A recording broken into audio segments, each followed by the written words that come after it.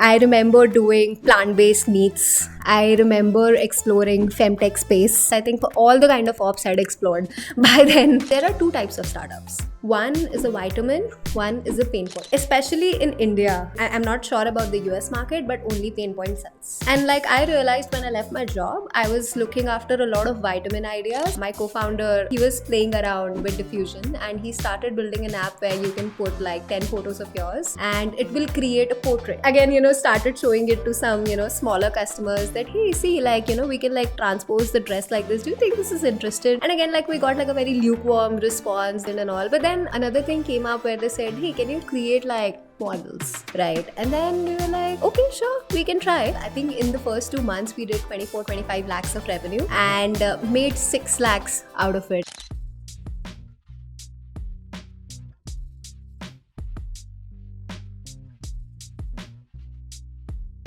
Today we have with us Asta Rajpal. She is the CEO of Aina, brand that creates fashion visuals for other brands. She has been associated with Oyo and Razorpay in business and strategy. A little bit about Asta on the personal side. Welcome. Yeah, so thank you, Neha. Thank you, Subhash, for having me here. It's a pleasure being here. A little bit about myself. So before Razorpay and Oyo, I started my career with consulting. And after being in consulting, I realized that, I want to be more in the execution side of things. And that's when I took my first step towards startups, which was Oyo. And then I was like, okay, this is interesting. I'm enjoying startups. And like, that's when I joined Razorpay as well, because I wanted to diversify my knowledge of sectors. That's great. I mean, two big brands, Oyo and Razorpay, back to back. That's something. Did you always work with fintechs or the finance side of it? Is that something that fascinated you quite a bit? I mean, I think I've always been fascinated with startups. So, I mean, if I have to like really tell about my startup journey, that actually started in college. I had a little startup in college called Bridge Gap, where we were doing something. To help college students, right? So what we realized that from 12th standard to if somebody is joining in the first year, there's a gap, and we wanted to bridge that delta, right? So essentially, like, it's not like your normal NCRT CBSE syllabus and like this is the book, you mug it and this is what's going to come in the paper, right? It was very different, like if you come to an engineering college. What we did, we collected all the materials that like a student needed, like your lab coat, your drafters, your previous year's papers. And we actually got a bit of funding from our college dean as well to do this. Oh, that's good. And we actually made some money in that as well. I think in the first 2 months, we did 24-25 lakhs of revenue and made 6 lakhs out of it as well. I remember having 10 interns and all of that. Like we gave them, all of it, us like got some decent money out of it.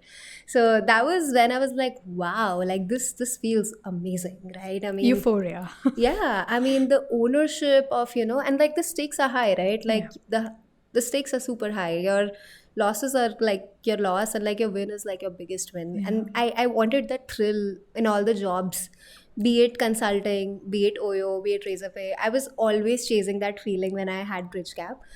And I just felt that, I want to get that feeling again. And that's when like I was doing my jobs. I call it 9 to 5. And then after that, although it was not 9 to 5, then there's another thing, 5 to 9, right? So I used to do a lot of things in like 5 to 9, and went through like through a lot of ideas, right? And there were like every year, I think there were like a couple of months when I would like religiously try something, the 5 to 9 hustle. So I remember doing plant-based meats. I remember exploring femtech space. Okay. I mapped out in the femtech space. I mean, I think I was like super, super excited about it. I think there is huge gap still in the market for female needs, especially when it comes to menopause or fertility and all of it. I think a lot of startups today are targeting the menopausal era of women. But I think there's like a lot of opportunity for these spaces as well. I remember doing something in the wedding market and all of it. I think I explored a lot. And This was always like with my jobs, and when I joined Razorpay in 2022, it was like a 1 year stint, and after that I was like, I really want to do something of my own. I mean, I'm gonna give myself 1 year. I mean, whatever happens, I just did not want to go on my deathbed and feel like, I mean, I had this opportunity. I was young, I had talent, and like I did not give myself a chance. So, I mean, although my parents opposed it, and I was underconfident myself that, what's going to happen, whether I'll find job after that or not. But I just gave myself a year that, I'll figure it out, right? And that's when early 23 I left my job, and without anything I started exploring, meeting people. I knew what are the things that I'm good at, and I wanted to find somebody with technical skills who can like complement the business and strategy skills that I bring on the table. Okay, that's really great. The theme of how that optimism and hunger has always been there with you. So, although Oyo and Razorpays were jobs, but clearly shows the kind of feelings and the kind of impact that you were chasing through them. So, that's really great.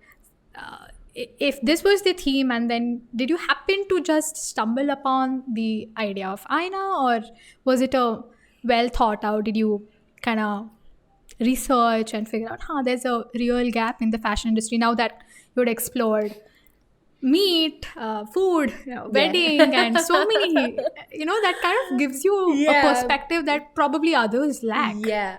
So I used to maintain an idea list of a sheet of idea list.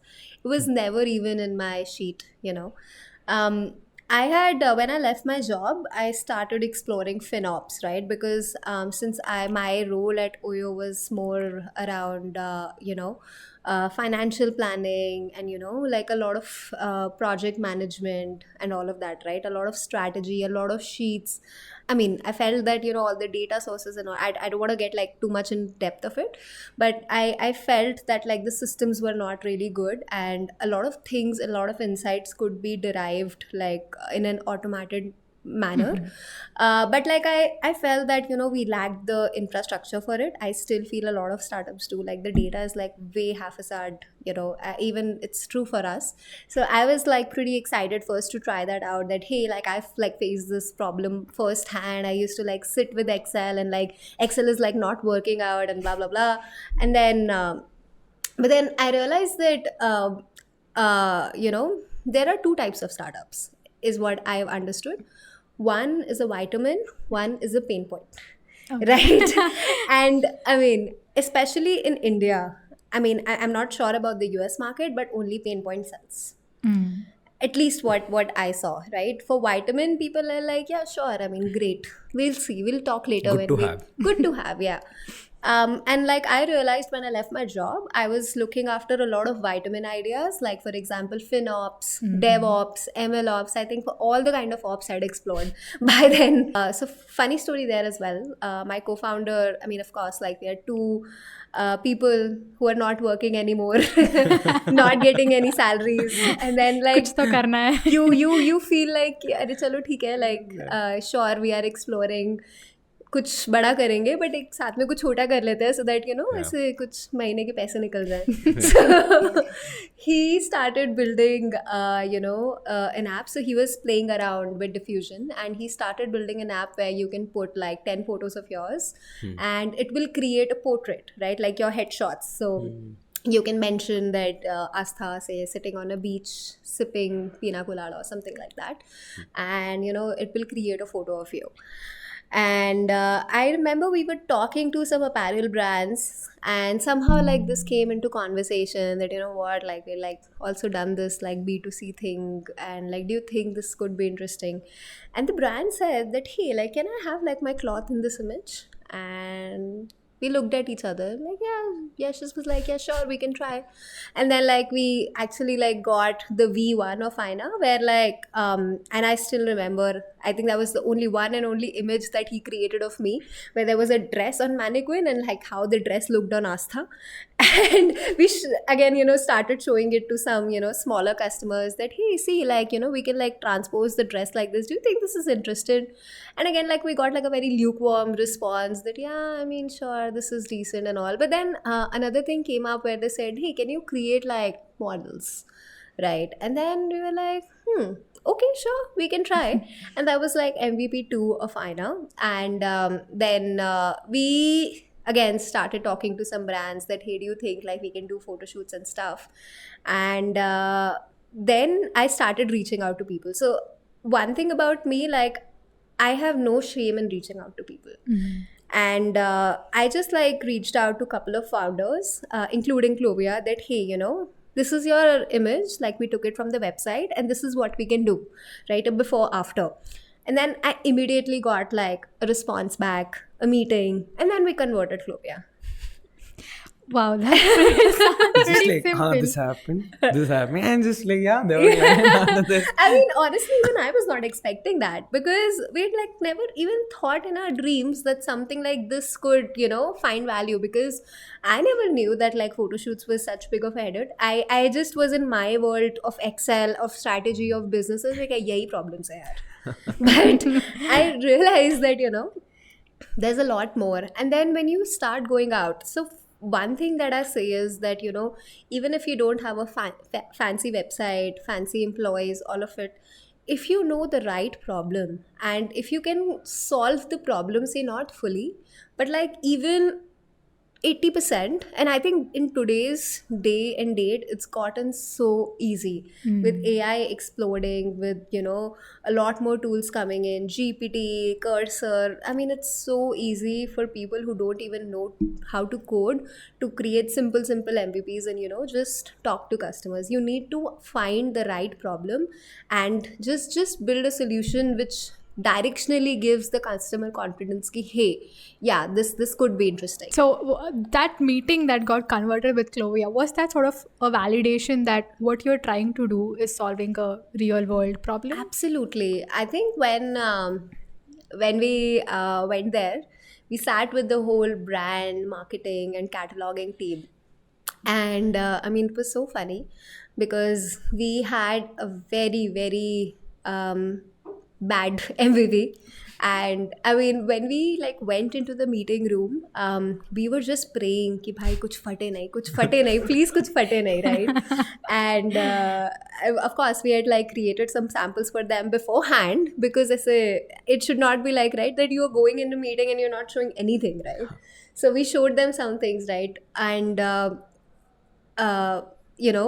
it was when we like sat with them, we got so many insights, right? Like how big of the pain point is photo shooters, right? We got to know that whatever inventory is being shot on, right, it's gonna, once it's done, right? There's not gonna be any other photo shoot on it, right?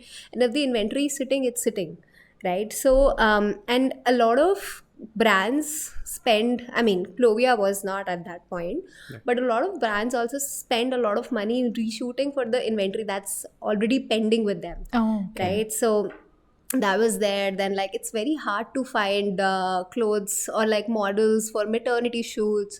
Right. Plus size was something that people wanted to try, different ethnicities. So I mean, think of it in this way, that today, right, I mean, there's a human resource shortage, right? Whatever model you're getting, you'll go for it, right? Like and say if I want to try like maybe a red haired model with I don't know, I mean, bronze skin tone, it's hard for me to try out, right? Yeah. And then during those insights, we realized that there is a particular characteristic of features that work in the e-com industry that drive the highest, CTRs, conversions, right? What is it that Indians find aesthetic enough to make the purchase, right? So we understood that dynamic and all, but I still feel that was very constrained because of human resource constraints, right? Imagine like what you might like is something I might not like, right? So I mean, and that's what like opened up like a lot of opportunity areas which we felt. Yeah, and it's also because I worked closely with this and industry. I've seen also it's a very costly affair to do. Like once Absolutely. they start the pipeline of okay, Yeah. there is the new set of clothes that have been come Yeah. out for the season. Yeah. I think once like the overall shoot is done, I've talked to a lot of people also. They find it really hard to make changes in that. Yeah, because yeah, yeah, The absolutely. pipeline is very rigid that way. Absolutely. So think it in this way that, you know, you have to get a makeup artist, hairstylist, Exactly. Right. model, Overheads. stylist, and a lot more other people at one location, and then, you know, get the shoot done. So we actually did a shoot ourselves couple of actually, yeah, 2 months back. And I mean, I saw at first hand how painful that was, you know, because it is so I was just telling it to my team, and because there's too much clicks, I was just telling, I'm gonna go blind. I'm gonna go blind. Yeah. But I mean, anyway, it's like a very you know, stressful thing that's happening. Like, you have to get your perfect shot out, right? I mean, be it the angle, you need to cover all the angles, and like, brands are so specific, right? Yeah. When it comes to the color, the lighting, the creasing, I mean, it has to be perfect. The shoot has to be perfect, because that's the only thing that a customer is seeing. Like, millions of eyeballs are on that, and like, whether the purchase decision has to be made or not depends on the shoot. Yeah. Nothing else. Nothing else. Brilliant insight. Yeah. that And one. it has to be done on time. Yeah. Because Abhinay Yeah. said is Okay. So one other insight that I realized was that, imagine like if you have like a lot of inventory sitting in your warehouse, and if you're not able to list it, if you're not able to take it out, you're losing lakhs per day. That's true. You're losing lakhs per day. So for what I realized was that, you know, yeah, great. Like with Aina, we are you know, reducing the cost of your photo shoot. You're getting like much more options. You can customize models, you can customize backgrounds, you can customize a lot of things. But what I realized was that the customers valued being faster more than anything. Because yeah, sure, like the shoot cost is a big thing, right? I mean, that's there. But even for that, like, the brands are okay to absorb, as long as like you are able to, like, you know, make them go to the market faster. They want to go to the market super fast so that they can, you know, just start selling. So That's the theme now. yeah, Launch, yeah, iterate. yeah, absolutely, absolutely. And the faster you help them do that, I mean, like, that beats anything else. That's a great value prop. Yeah. Yeah. I mean, just looking deeper into the business will help you on the longer term as to Yeah. what are the kind of decisions you can take Yeah. to be able to. Yeah, aligning with the customer is always right. Absolutely. I mean, I would say that when we got into this, we never had any insights. My co-founder did have some insights because his sister is a fashion designer. Okay. And he knew that, you know, photo shoots is a pain. But of course, I mean, when we started speaking to like bigger brands, we realized that, I mean, the quantum of problem that like this is, right? And how it impacts the business every day. And why people wanted to jump and try this out, right? As I mentioned, right? Painkiller versus vitamin. Yeah. Yeah. So that's a great analogy. Never thought Yeah. about it that way. Yeah. Like it felt like the photo shoot was a bigger vitamin, but like the inventory was the pain. Yeah, you know, was the absolutely. pain point. which Absolutely, was supposed to be absolutely. solved. Yeah. This one quirky thought that's coming to my mind. You mentioned your first, you know, in college, your the startup name was Bridge Gap. Yeah. Which was like bridging the gap. Yeah. And then your meat startup was Mock Meats, which is basically vegan meat. Yeah. And now Aina, like, do you have a theme of how you come up with a name for your brand, or does that mean a mirror? Like, tell us about it. Actually, to be honest, I've never like really named any of my startups. I'll be very. I think like I named the mock meat startup Equitarian Foods. Aina, I think it was me, my co-founder, and like my now husband. We sitting together and figuring out like what like is a name that like really relates with us. And then Bridge Gap was again like given by like one of my co-founders in college. But yeah, I mean, I love doing this, you know, I love doing like this whole naming thing, this whole branding thing, you know, conceptualizing and all of that. I absolutely love that. I mean, I'm not great at that, but I love the thrill of it. It's hit the nail. Yeah. So, going into Aina, you did raise 1.5 million Yeah. in seed. Yes. How thrilling was it, or how painful was it? Or tell us about it. So our journey was that we got some customers. So I mean, actually, when we like made our MVP, like we first got Clovia as customer, then we got Zivame, then we got Fable Street, then we got Damage, and then I mean, we closed 10 big names in 1 month.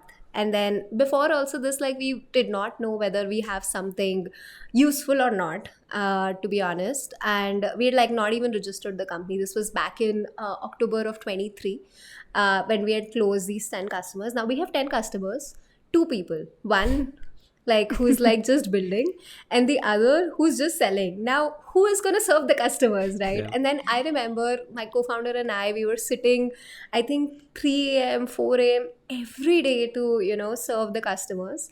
And we had we had signed LOIs with every one of them, and then we realized that maybe this is like bigger than what we were expecting, and maybe we should like try our hands and just start fundraising. So October, November, like we got all these customers, and in December we thought that we'll start fundraising. And I remember our whole December went into like VC conversations. A lot, like there's like a lot of rejections. Like there's some good news, but rejections and all of it.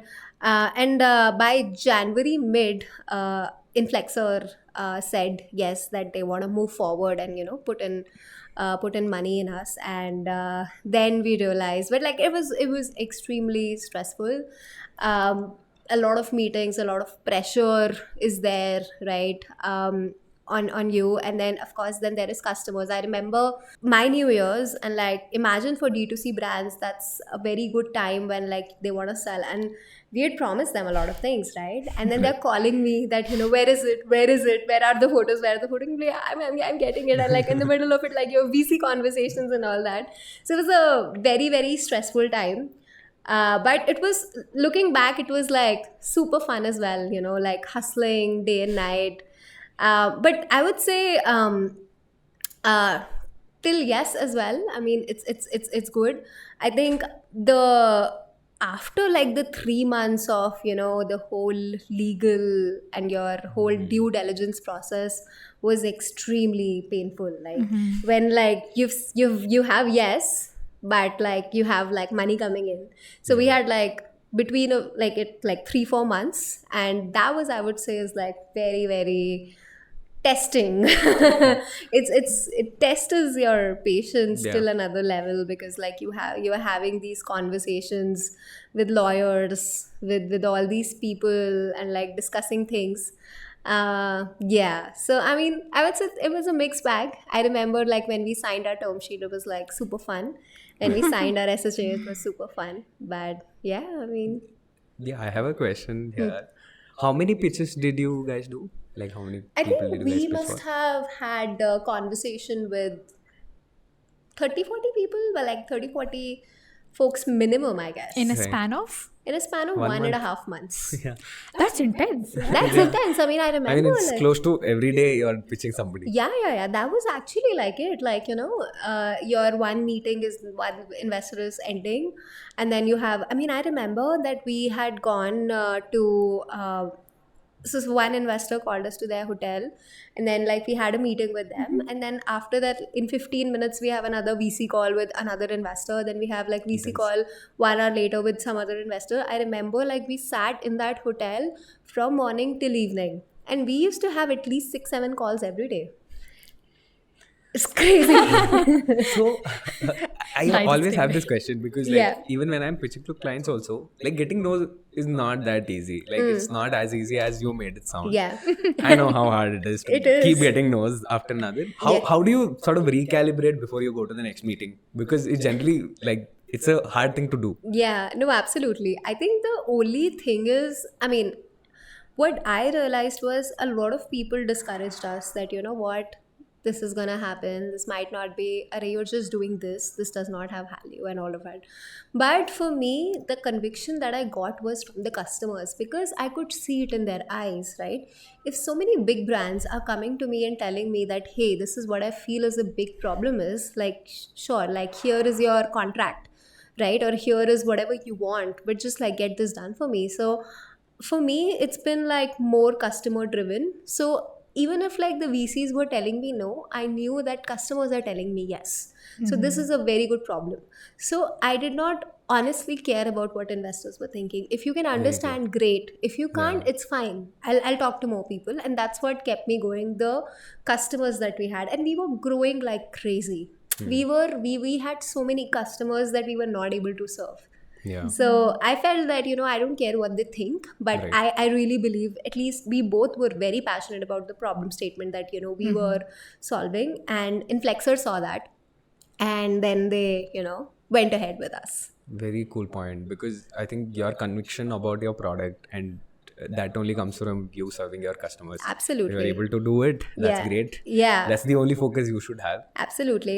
When we went into the meeting, like a lot of VCs told us that, hey, you know what, like you don't know about the D2C industry. I was like, sure, but I think we know enough for us to, build what we are Build what building. you're building. So, That's very cool. What was your pitching strategy like from, say, Investor 1 to Inflexer? Did you have a lot of iterations? Did you take back feedbacks?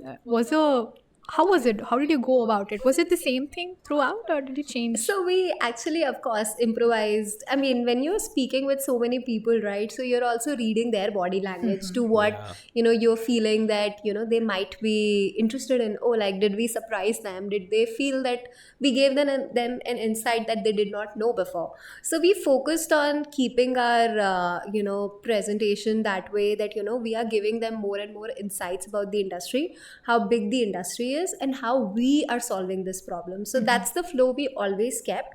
I think one very important thing for seed stage founders is to have a strong background, right? So I think there is a thing called founder market fit, where I mean, right. So I mean, you should know your industry the best, right? And you should get those insights that nobody has. I really feel that that's what becomes a winning strategy, and that's what we always kept focusing on, giving VCs the insights that they did not have. And of course, like, I think when we started pitching till the 1.5-2 months journey, it actually like improvised a lot. Like we were like able to come fast to the point what we are looking at. Like, of course, if you're like pitching so many times to like 40-50 people, like I think Muscle memory. I think there was a time when we could even like speak our pitch in our like sleep, and it was like so well coordinated between me and my co-founder that this is what I have to speak, this is what you have to speak, this is what I have to. I mean, it was like fully seamless till the end of it. Yeah. So yeah. What would be your 2 cents for someone, say, in fashion who's building a brand, looking to get investment? Is there a sort of a process that you followed, or is there a I really feel that I think the first advice that I would give somebody who's building in fashion, whether they're building a D2C brand or solving something for the D2C industry, is always know your customers. You need to have customer empathy as the first thing. If I launch another jeans brand with like low value, I'm not sure whether I'll be able to, get decent space in the market, right? Market is very competitive. Yeah. So you need to understand what your customers want. Start small. You don't need anything very fancy, or you don't need a lot of investment to validate your market or what your customers need. So that's first. I remember when I was doing a lot of ideas, we used to have like a this small pieces, like a questionnaire that we used to answer for ourselves, right? How big the market could be, like do customers like this, like, or like what are the pain points that they are like looking solution for actively, right? So I feel having that customer centricity is extremely important in what you do, whether it is a fashion brand, whether it is a software, whether it is an AI solution. You need to understand your customers pretty well. And once you have that, then only you should go for investments. Do you have the questionnaire? I do have the questionnaire. Okay, cool. I would love to see it. So, just to, Absolutely. spill some beans? Absolutely. I would love to share that. Tell us, to the customers and the users and whoever is seeing the podcast right now, in a sentence or two, what does Aina do? So, very simply, Aina helps fashion brands do their photo shoots better. right? We started with that, but now we are doing, I mean, again, going back to the insights, we have understood a lot more about their processes, where they feel the pain point is. So now we are building an end-to-end solution for apparel brands, from where they can do, they can get all their creative visuals, be it photos, videos, design, cataloging solution. So we are going towards a solution which is an end to end for a D2C brand. So this is going to be like a end-to-end service for a cataloging for the brands. So it's not going to be a service. We're going to be like productizing everything. But Okay. the idea is, say you have like your cloth ready, we'll make sure that you go live seamlessly within hours. That's what we are looking at, Interesting. right? Within So hours. within hours, right? Photo shoots, your cataloging, right? Your Myntra, Amazon. I mean, there's too many nitty-gritties Yeah. that I don't want to bore you guys with. That it takes to take Yeah. an SKU live. Yeah. Like it's there, and like one thing that I learned was like brands take more than a quarter to go live. Wow. Yeah, Huge lead time. huge time, and you're losing that money. Yeah. You're losing that money, right? So we want the brands to go live as fast as possible to their customers. How obviously technology sits at the center of it, but how has your tech solution for Aina evolved with time? So when we started, we were just doing, just a simple single photo shoot. We learned a lot about the industry, right? So we learned that, how, I mean, one thing that we started doing was like having different angles that no solution even does it today, right? Getting that consistency between the models, between the backgrounds is something that's been doing like really, really great for us. And we have customers who've gone live and they're seeing like 6x CTRs, right? Grown. Huge. So, I mean, that was one. And now, I mean, we started with photos. We are doing videos as well now, which is again helping brands, with that. And also we have been doing this thing where, okay, I'll give you an example, right? So for Amazon, Flipkart, Myntra, you have like different croppings, you have different attributes that go towards a marketplace. So we have started supporting that as well for brands. Very different dimensions. that Very has to go different, out, done. exactly, different dimensions. So every marketplace has different requirements that need you to go live. So we are automating that as well completely. So where we see it is that, what, and this is like the ideal case world scenario that we see. Your garment is there, you click a tabletop picture, you have your all the angles live, and then even like for like background, right? So Right. Amazon has white background, Yeah. Myntra has a gray background, background, right? yeah. And then you have like different settings for Settings. different marketplaces, Yeah. right? So you just click a tabletop picture, and just couple of hours, all your images, all your listing material, your crops, everything is prepared. Just click and you're live.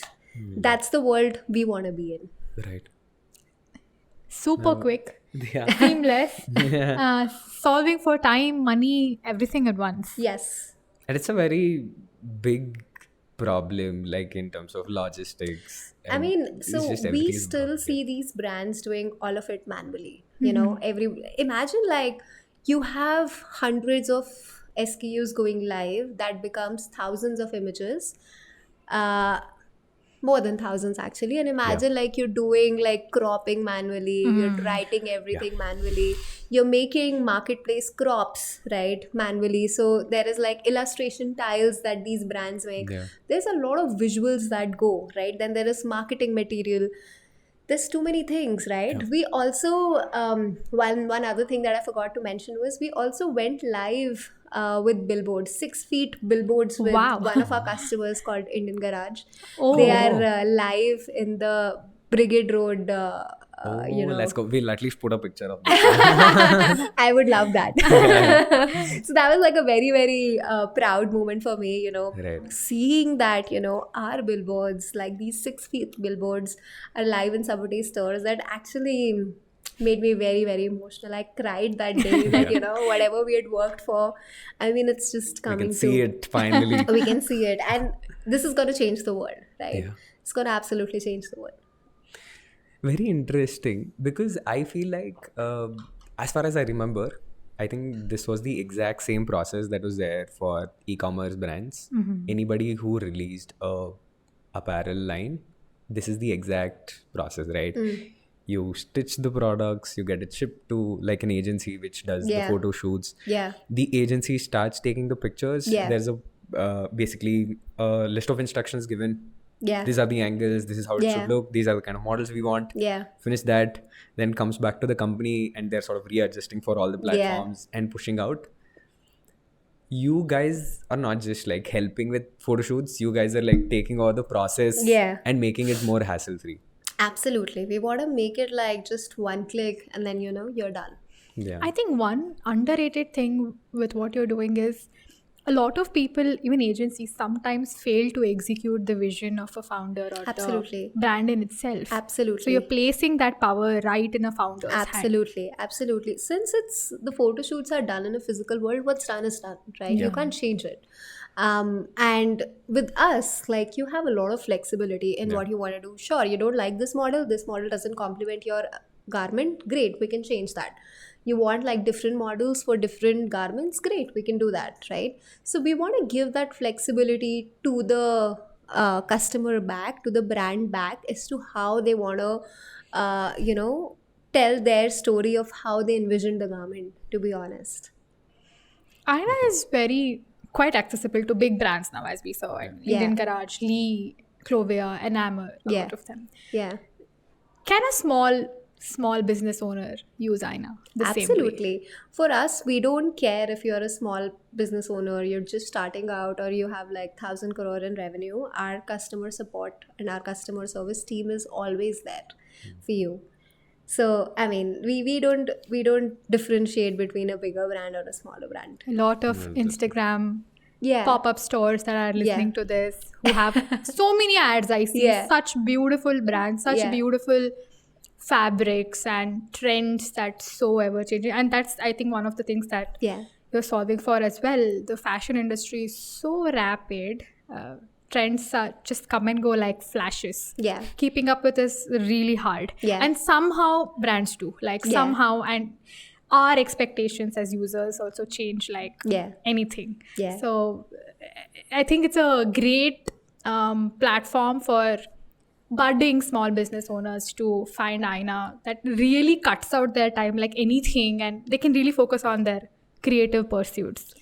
But help us understand, like, how does this image creation of a model work with Aina? Is it prompting, or is it that you give a set of guidelines, or Yeah. how does it work? So we work in two different ways. So one of our product offering is like you want to refresh the catalog. So you've had like a previous shoot, give that shoot to us. Describe the model that you're looking for, right? You want an Indian model, you want an American model, you want an African model. Just tell us like who you're envisioning as your brand ambassador. And also give us a mood board, right? So we ask mood board from our brands. For example, imagine if it's Diwali, right? So it's going to be like a very festive sort of a, you know, mood board. If it's very summery, right? So it's going to be a summery spring collection, right? So give us the mood board and we'll generate, you know, your model with like the mood board that you've given us, right? And then we'll give you the final images. So you don't have to do anything. Just give us your images, your mood board, and that's it. You're set to go. So that's one offering that we give, which is very, very popular amongst our customers. The second offering is, which we are launching pretty soon. You click an image on like tabletop. Nobody needs to wear it, right? And from that we can create your 4-5 angles model photo shoot. Again, the same thing. Tell us the model that you want, tell us the vibe that you want, and we'll create it for you. That's sounds amazing. So also, I have a question. Like, how is it very distinguishable from like an actual photo shoot, or like how different does this look? Actually, at least the customers that we work with and like the photo shoots that we like show to people, and especially when we are pitching like the work that we have done, people are not able to understand whether it's AI generated or not. Very interesting. I mean, I really feel in the next 1 to 2 years, Yeah. photo shoots are completely going to be AI driven. The technology is getting so powerful that it's going to Very true. completely get replaced. Yeah. So AI does sit at the center of Aina's tech. 100%. 100%. That's the brain of everything that we do at Aina. Tell us some amazing or quirky or new features that you have launched through AI, or any insights that AI has helped you drive, which is a distinguishing factor for you in comparison to other competitors. I think one distinguishable thing that we have been incorporating is this this A/B testing feature that we have been like planning it out, right? So imagine like there's a photo shoot that you might want to see, but that's a photo shoot that I might not want to see, right? I have a particular style, I have a particular aesthetics that I get influenced by, right? So what we are thinking about is like, what if we can put an A/B testing feature and personalize it for the customers? Imagine, say, you're going on some website, you're going on Zara's website, H&M's website, Indian Garage's website, right? And it is customized for you. The photo shoot is customized for you. Or you can also like look at how it is like looking at you. Imagine like you have your avatar there and like you can see how it is like looking on Neha, Yeah. right? Or how it's looking on Satish, right? Yeah. So that actually maybe influences like you to, you know, maybe buy it or like not buy it, right? If you buy it, great, the sales increase. If you liked it on the model but did not like on yourself, great, you saved the brand some money in returns, Yeah. right? So that's what we have also been working towards. We are actually also going to launch a B2C app where people can try clothes on themselves. Like how Lenskart had that try it on you Yes. and then buy it. Yes. time. Yes. So we are launching this as a cool feature where people can try it out and see how it's going to look on themselves. Yeah, I mean, the personalization factor is huge, right? Yes. Like what may seem as an amazing product may not fit everybody. Exactly. Yeah. So I've always had this big problem. I never knew how clothes fit because Yeah. you see a model. Yeah. I can probably guess what is his height, like Yeah. what is body dimensions. Like Yeah. it generally works for them. Yeah. It works on him. I know my measurements, but how will this look on me? Because Yeah. it's not very easy to figure out that. Yeah. And like having a visible result of what it might look is a great addition, I feel. Absolutely. I mean, something if it's complementing like your skin, if it's complementing your like figure and all of it, like that actually like True. plays a very big role, right? Yeah. So great, like that might fit like the size 0 model, but yeah, I mean, I have my own body, right? And like it might not look good on me. Exactly. So, I mean, that's at least what we have been also trying out as a cool, different Yeah. thing, because that's, I also see like the world is gonna go there, right? I mean, online shopping is increasing by crazy, right? And we want to give that experience to the customers where they can make like more, informed choice of the garments, apparels that they're buying. Yeah. And it's generally a direct reflection on the company. Because Yeah. I buy a product, it doesn't fit me well. Yeah. It's just like this company is bad is the first Yeah. thing that you have. Maybe one controversial question that I have. With Aina, are you saying you could replace traditional photo shoots, or are you saying you're going to collaborate and complement them as an industry? So, whenever an innovation happens in the industry, right, it doesn't, take away everything like that, right? Imagine when internet came, when industrial revolution came, right? I feel this is the time of AI revolution, and I feel initially it's going to be collaboration, and then how these traditional photo shoots, like how it's going to start with complementing to it, but eventually it's going to completely replace it. But that doesn't mean that the industry is going to go away. I think it's just gonna, we will be able to churn content faster. At And a, I think it is just to replace the kind of grunt work that is happening Yeah. for like the majority of Yeah. e-commerce websites. It's just Absolutely. like useless work. I've seen how this majority of these work. It's just one model walks in, he'll be given a list of poses that he has to pull off. Yeah. He just like comes in, wears the dress, Yeah. stands for that 5-6 poses, Yeah. change. That's about it. What happens, and goes to the retouching. Like literally, like on 20 products are done in a day. Like they just click pictures, retouch, send. That's how things happen. Yeah. Subhash has good Yeah, experience with I it. can see that like he has a lot of insight how this works. Yeah, I think a lot of things that you're saying is very relatable to his thinking back. Like, yeah, right. And like most people don't like doing this. Like even the Yeah. models don't like it. It's just a stress on the photographers, and it's like she mentioned, it's very easily replaceable process, and it's like a no-brainer thing to do. Like I have more power, it happens faster, it happens cheaper. Like, why should I not do it? That's the question. You mentioned how AI revolution is on the rise. What is your personal take on where AI is going in general, and then a little bit on the fashion industry with AI? I think AI is evolving like faster that we anticipated it to be, right? I mean, if you look at the tools, if you look at GPT, if you look at Claude, I mean, it's getting powerful and powerful by day. I feel in the future, in the next couple of years, and again, a lot of people think that we may be replaced. I feel that we will be able to do 100x more work. Yeah. I don't think anybody is gonna get replaced. I think it's the way we do work is gonna change. And whoever adapts and adapts fast is gonna be the winner, right? So you have to like work closely with technology. Yeah, you can like work in your old ways, but that's gonna be obsolete soon. And if you don't catch up, you will become obsolete. Yeah. So I feel a lot of industries, especially like software engineering, photography, videography, content creation, I think it's going to be it's already disrupted, to be very honest. I think the next big thing is around adoption. Yeah. How fast can people adopt, and if you are helping them adopt, right? I feel that if we talk about Aina, we are the adoption layer, which is going to go to the brands and be like, hey, this is the technology, and like, this is the product, right? And then, this is how you can adopt it, right? So that's what I personally believe in terms of where AI is headed. I think, to quote Vinod Khosla recently, I think he mentioned that it was possible to have 10 people company with $100 million in revenue, or a $1 billion company, right? It is pretty much possible. And then the rest you have AI employees. I'll quote one thing, right? I was talking to my director of engineering, and I was like that, hey, like, I mean, we have a product release coming up. It's like, how it's going? It's like, yeah, I mean, I have 3 agents who are working. One is like writing back end, one is writing front end, and like one is monitoring both.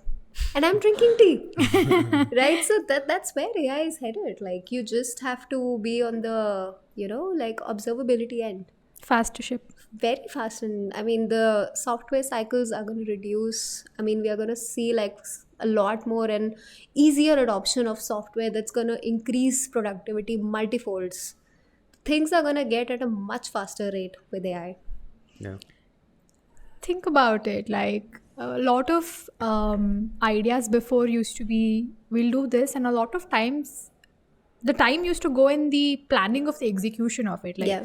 what infrastructure do we need? What kind of people do we need? What is the process that we need to set? With all of these sort of automated with AI, you have so much on your hand to strategize and solidify the vision that you Yeah. want to build for a brand. Absolutely. So in this sense, where are you seeing Aina revolutionizing or going that's one step forward with the help of AI? That's actually a great question.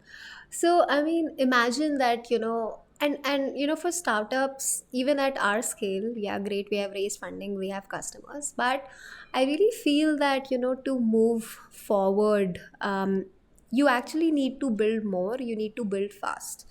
And like, there's like a lot of product features and all that's coming that initially, like, if you'll ask me, like, software cycles would take months and like quarters and all of it, right? But now you can do your testing extremely fast. Yeah. You build your MVP very fast, you Right. test it works, it doesn't work, get out of it, right?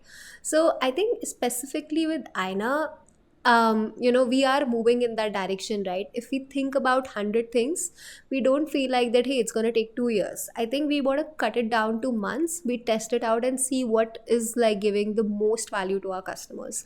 So we are extremely focused in giving the most value to their customers and how they can like move faster and like grow their businesses as well. So that's the heart of everything, at least at what we do. With AI, I feel it's gonna help us do it faster. Cool. How are you empowering sort of your employees to embrace AI? I mean, even I work in product, and Yeah. we are also looking at AI agentic frameworks and how Yeah. to simplify onboarding, Yeah. one-click automations, Yeah. and how to centralize our assets, and AI in pretty much every workflow that you can think Yeah. of. Yeah. But that also requires employees to see the value, upskill rapidly, Yeah. and then see it as an ally. And then I think I have great head of products and CPOs who sort of trickle down that vision for us, which Yeah. makes us adapt to it a little bit faster. So Yeah. how are you heading that whole space and trickling down that value to your employees? That's a great question. So I myself is a non-technical person, right? And I see like how it has helped me increase my productivity, right? I use a lot of ChatGPT for a lot of my content, a lot of the things that I do at Aina, right? So as a best practice, I mean, we actually have a lot of AI tools, right? Be it Cursor, be it GPT, Claude, Flowworks, right? So we try to, I mean, at least optimize like 60-70% of the work that we are doing with AI. And like on top of it, yeah, great, like put your cherry on the top, like to make it like mine, to make it Astha's, or to make it somebody else's, right? So that's what we promote. So I'll just like mention one more example, right? So my HR recently, Abhi, she showed me a small tool that she created from Lovable. Okay. So what she did basically was so she needs like documents, anybody who's joining in and all of it, like a lot of document management she has to do. So she created like a web page which she intends to share with candidates, right, folks who are joining us or whatever. And then she created like, you need to upload your your certificates here, your last pay slips here, like 4-5 things, like whatever she requires. And like on top of it there was like 0% complete, 10%. And like she like the content of it was so beautiful. I was like, how did you like ask her? Like last night I was sitting and I just created this through Lovable. Of course the content is mine, because I could see the language that she brings to the table, right? But like she didn't need any engineer to do it, right? And like now she can just directly send, like she was like, I'm going to link it to the form so that I have everything, like the whole repository with myself. Imagine if an HR can do it that way. I mean, my sales folks, my marketing folks, we automate everything through AI, everything. So that's what we intend. And that's how we empower our employees to integrate AI in everything that we do. I mean, understand. endless opportunities. Endless there. opportunities. Yeah, I've also seen like a lot of initial process of technical requirement being replaced by AI. Yeah. I think it's just like way easy to get like like the basic things done through AI. 100%. Just to check your idea and to see what it looks like, it has become so much easier. Yeah. It's just like a validation is so much easier for you to be able to see. Absolutely. Amazing. And on the closing note, anything else that you would want to add? I think I've pretty much covered everything that I wanted to share with you I think guys. there's one segment that Subhash absolutely loves in the podcast is he is a curious cat himself. So he's like, what else? What else to do? So tell us, like, if you were building anything else. So if you were the listener listening to this podcast and you say work somewhere around fashion or like tech building around fashion, what are some interesting business opportunities that you see that are coming up? So one thing for sure is like you got to crack your distribution, be it as a tech business, be it as a D2C business. I think the winner in coming times is going to be distribution. Whoever owns the distribution Right. owns everything, because as we discussed, right, it's going to be super easy to churn out content, product, software, but one thing that does not change is distribution, right? So, and that is something that AI cannot take from you, right? Because your customers, your audience loves you for who you are, right? So I would just tell the brands that, try creating your communities, try understanding your communities and build for that. Very interesting. I think it kind of ties back to how we started the podcast on Yeah. Realizing what you are good at. Yeah. And then building on from there. Absolutely. Like one word that I heard as a constant in all of your ideas was ops, RevOps, DevOps. Yeah. Right?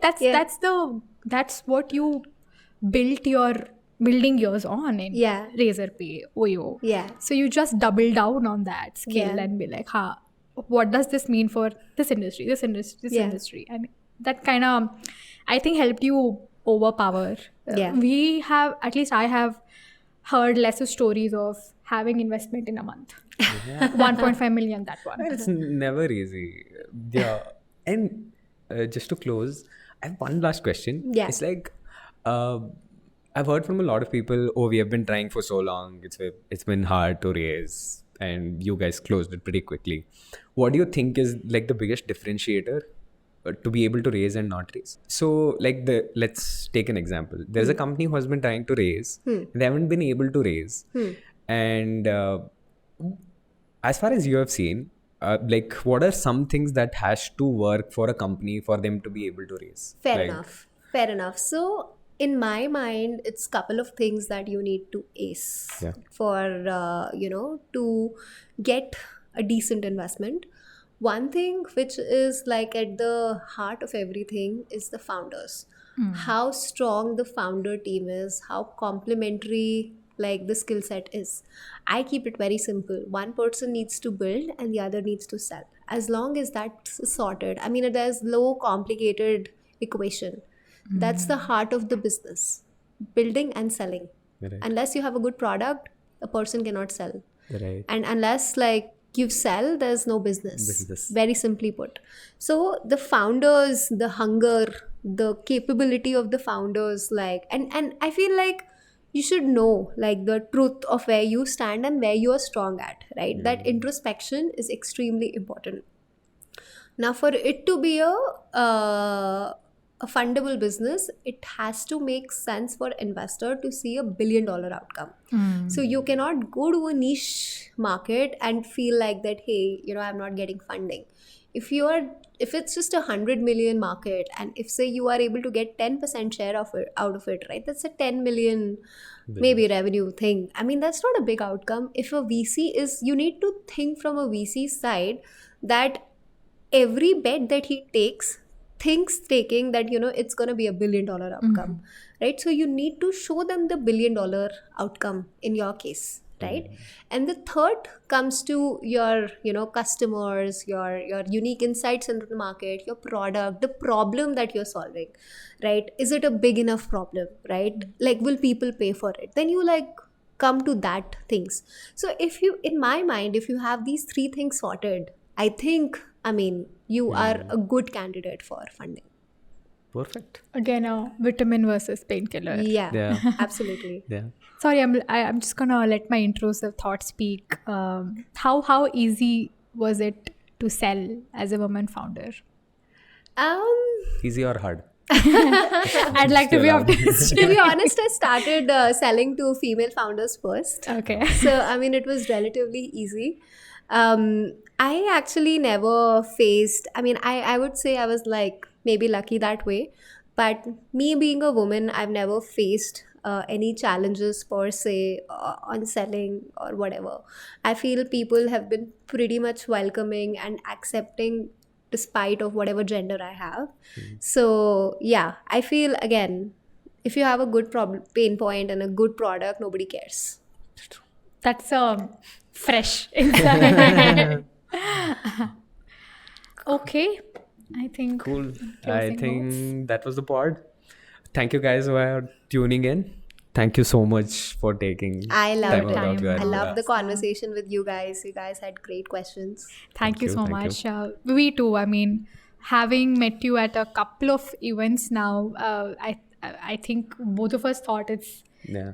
must-have guest for us. It's Thank fresh you so much. insights and innovation at its helm, and fashion industry, which was so hard to tackle because it's so changing like all the time. And I think it's a perfect blend of person, product, passion, everything together. So thank you so much for being on the SAS on the Side podcast. Thank you so much. Thank you.